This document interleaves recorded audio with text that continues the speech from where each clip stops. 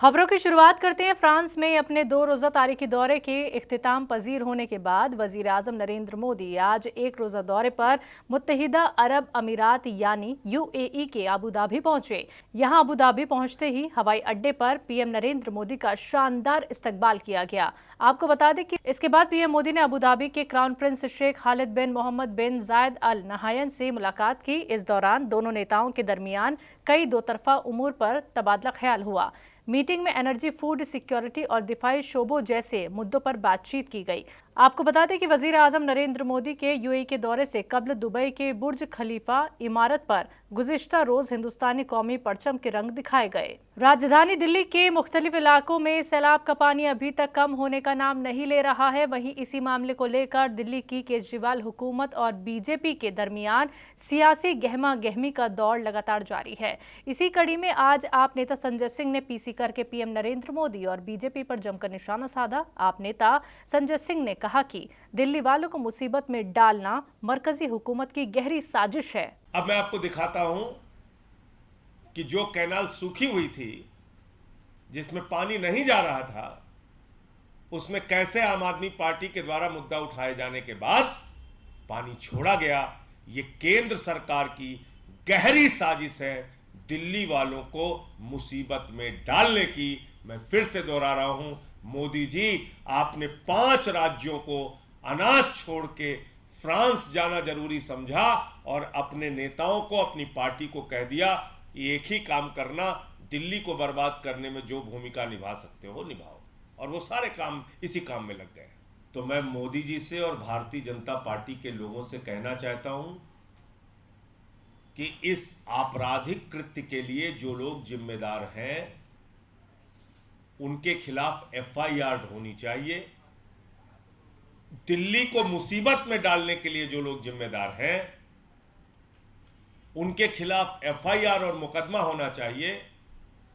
BJP के जो सांसद दिल्ली के अंदर और BJP के जो नेता दिल्ली का मजाक उड़ा रहे हैं, मुसीबत में मजाक उड़ा रहे हैं,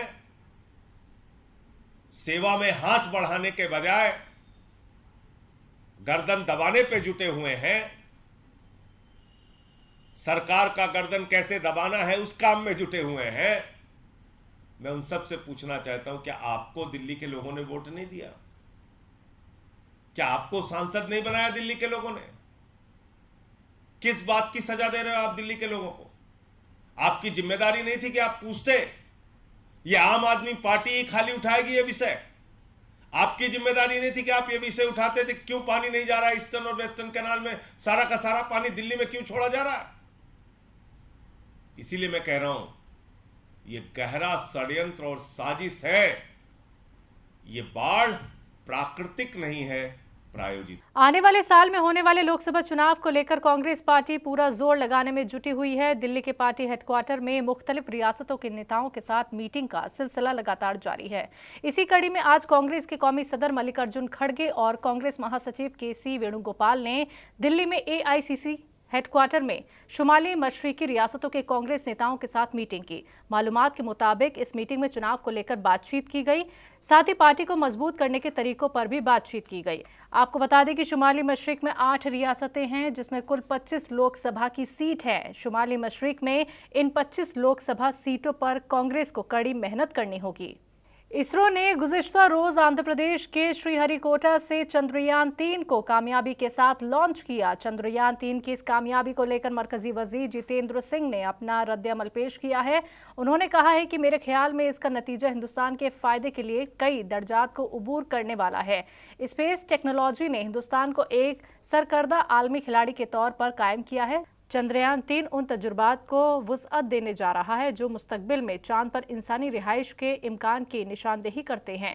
No, I think the outcomes are going to be at multiple levels to the benefit of India.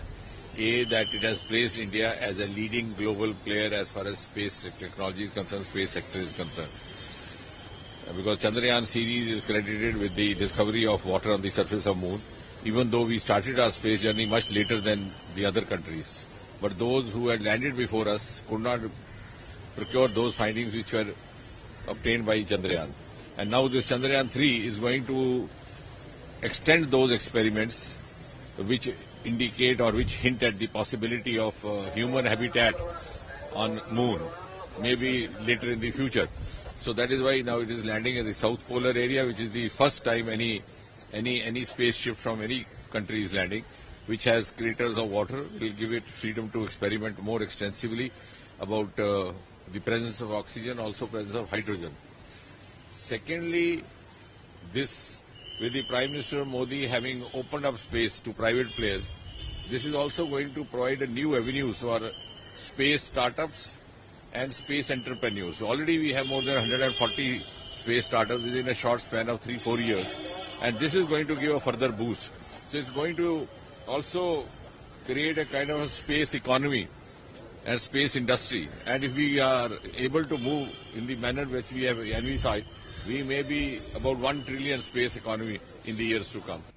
Jaipur में गुज़िश्ता रोज मुस्लिम समाज के वफ्द ने जयपुर कमिश्नरेट में कमिश्नर आनंद श्रीवास्तव से मुलाकात कर मेमोरेंडम सौंपा। इस मेमोरेंडम में कमिश्नर आनंद श्रीवास्तव से ये मुतालबा किया गया कि साबिक IAS अफसर संजय दीक्षित के खिलाफ जल्द से जल्द कानूनी कार्रवाई की जाए, क्योंकि साबिक IAS अफसर संजय दीक्षित मुस्लिम बिरादरी के जज्बातों को भड़काने का काम कर रहा है और अपने YouTube चैनल के जरिए संजय दीक्षित हिंदू मुसलमान के दरमियान फसादात करवाना चाहता है। दारुल हुकूमत जयपुर में अपने स्टूडियो के जरिए नफरत की आग भड़का रहा है। आपको बता दें कि राजस्थान में चुनाव नजदीक है और ऐसे में संजय दीक्षित चुनाव के नजदीक आते ही माहौल खराब करने की पूरी कोशिश कर रहे हैं। इस मामले को लेकर कमिश्नर आनंद श्रीवास्तव ने मुस्लिम समाज के वफ्द को ये यकीन दिलाया है कि जो लोग रियासत का माहौल खराब करना चाहते हैं उन लोगों को किसी सूरत में बख्शा नहीं जाएगा। कमिश्नरेट में मीटिंग के दौरान मुस्लिम समाज वफ्द के अरूब अजीज, मोहसिन रशीद, इमरान खान, जियाउद्दीन कुरैशी, फसीउद्दीन कुरैशी समेत दीगर मेंबर मौजूद रहे। संजय दीक्षित जो लगातार इस्लाम धर्म के खिलाफ अभद्र टिप्पणी कर रहे हैं, उन्होंने हमारे हुजूर के लिए अपशब्द कहे।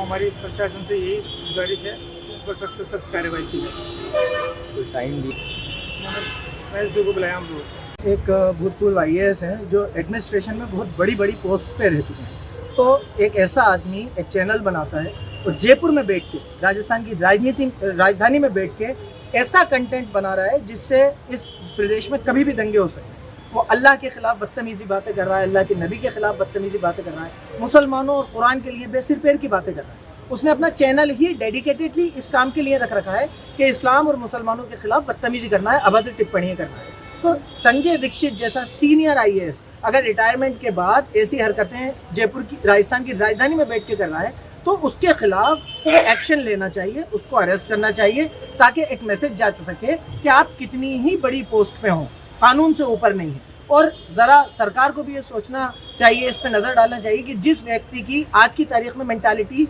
मानसिकता ऐसी है, वो जब पोस्ट पे रहा होगा तो उसने मुसलमानों के साथ कैसा व्यवहार किया होगा। तो संजय दीक्षित का जो चैनल है उस पर वो यूपी से बाहर से लोगों को बुलाता है और यहाँ पर ऐसी टिप्पणियाँ कर रहा है कि मिनट लगेंगे इस प्रदेश का माहौल खराब होने में, तो उस पर हम लोगों का विरोध है।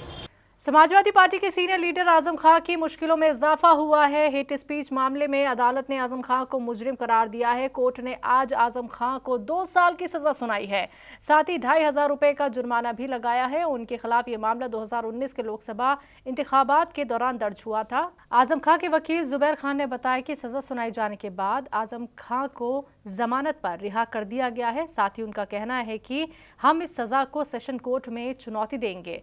साथ ही आजम खां पर दफ़ा 171G और दफ़ा 505 1B और अवामी नुमाइंदगी एक्ट की दफ़ा 125 के तहत मुकदमा दर्ज किया गया है, जो कि जज शोभित बंसल की अदालत में था।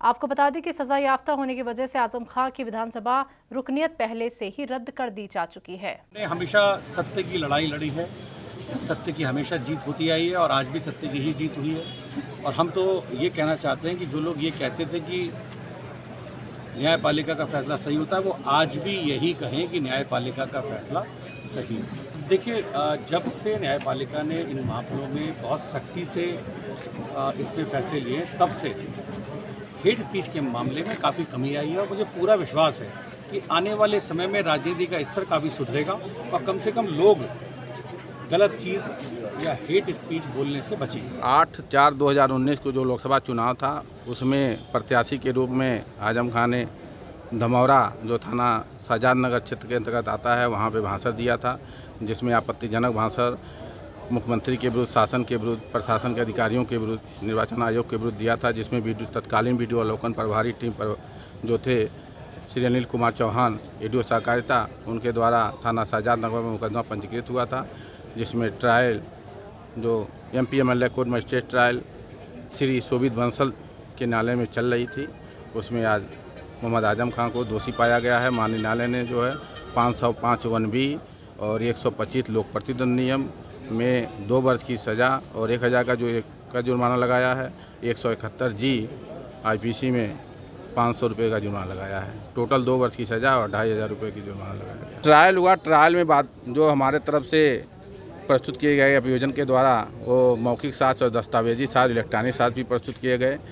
जो मौके के चश्मदीद साक्षी थे तीनों PW1, PW2 और PW5, वीडियो अवलोकन टीम प्रभारी अनिल चौहान, वीडियो निगरानी टीम चंद्रपाल और वीडियोग्राफर योगेंद्र कुमार, इनको मौखिक साक्ष्य के रूप में परिचित कराया गया और इनके द्वारा जो मौके पर चुनाव आयोग के निर्देशन में भाषण की रिकॉर्डिंग होती थी, उसकी जो है हार्ड डिस्क और CD को माननीय न्यायालय में चलवाया गया और जो विवेचक थे, FIR लेखक थे, उनकी गवाही प्रस्तुत किया गया। 313 बनने के बाद बचाव पक्ष के द्वारा सफाई साक्ष्य प्रस्तुत करने को कहा गया और बचाव पक्ष के द्वारा कुल 11 गवाहों को प्रस्तुत किया गया। उसके बाद जो है बहस में आई, पत्रौली बहस में दोनों पक्षों को सुनने के बाद न्यायालय ने जो है जजमेंट दिया है। छत्तीसगढ़ में गुज़िश्ता रोज साबिक PCC चीफ मोहन मरकाम ने वजीर के ओहदे का हलफ उठाया। गवर्नर बिस्वा भूषण हरिचंदन ने उन्हें ओहदे और राजदारी का हलफ दिलाया। शपथ ग्रहण समारोह में CM भूपेश बघेल के साथ मुख्य सचिव अमिताभ जैन भी मौजूद रहे। हलफ बर्दारी की तकरीब में वजीर आला भूपेश बघेल और उनके साथ चीफ सेक्रेटरी अमिताभ जैन भी इस तकरीब में मौजूद थे। आपको बता दें कि CM भूपेश बघेल पहले ही इशारा कर चुके हैं कि रियासती कांग्रेस तंजीम और कैबिनेट में रद्दोबदल के बाद वजीरों के शोबों में भी तब्दीली हो सकती है। हलफ बर्दारी की तकरीब के बाद CM भूपेश बघेल ने फूलों का गुलदस्ता देकर मोहन मरकाम को मुबारकबाद पेश की।